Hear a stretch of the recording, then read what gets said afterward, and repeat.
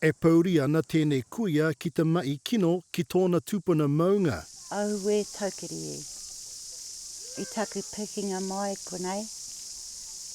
Ka tihai hai. Tōku manua.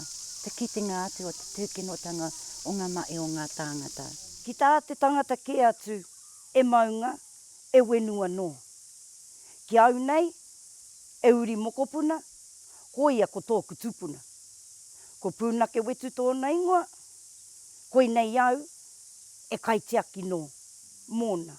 Ei tāna kaori ona apu I uiuitia a e wakaaro ana ia ko wai te kau mātua I whakaae ki tēnei mai. Kāre mātou I te mōhio, kāre mātou ngā hapu o ngā te tuera, o ngā te hiniaro, e mōhio ana kei te mahia rātou I enei mai. Ko PUNAKEWHITU te maunga e tū wakakaurera ana I te awa tupua. Engari, kua ngaua tōna taa e ngā taputapu o John Oscom. I'm sorry about the cliff, but this is still all original here. We've just taken a cut across there, and this is all overburden. It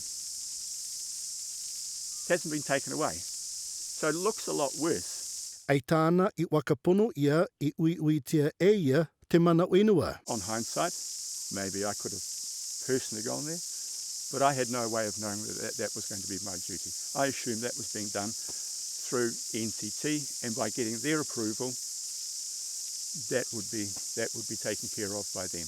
Engari, ei tā te kaunihira o Horizons, nā rātou kē te e. Well, it is important that we front up today and hear the concerns and depth of feeling. And clearly, you only get that when you meet the hapu in their place and experience their concerns face to face. Hare kua hau tai tinana mai I tēnei rā. He mana nui no ngā tangata ki te tū ki te mihi mai mua rātou he. Nō reira, ka aroha ki a rātou, arī aroha ki tō tātou maunga me te tūmanako hei te a kingo ka pakari anō PUNAKEWHITU. In terms of the Māori world view and what regional councils are doing, they're very much aligned. You know, we're about the natural environment and the importance of it. From a cultural perspective, it's a precious taonga, and for us to come together, you get a more rich outcome if you blend the two. You know, Western science and mataranga Māori in terms of understanding how we get the best things. And I think, on a positive note, that New Zealand's moving better into that space. Ei tā Wallace ko te aura o te maunga te mea nui. Me here au ki te maunga, kia tūki mui aia, kia kore rawa tētihi mea tūkine o mahi anō, ka pēnau ka tūka. I te mea ka hoki atu ki ngā tohu o ku tūpuna, me tō rātou ki. E ara nou te wenua, e ara nou te awa, e ara nou te maunga, e kaitiaki nō koe.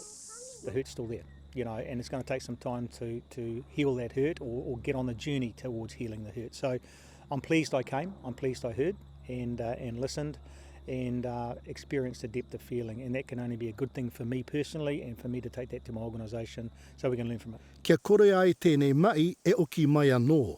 Iruere rerikura te reo o Te Uru.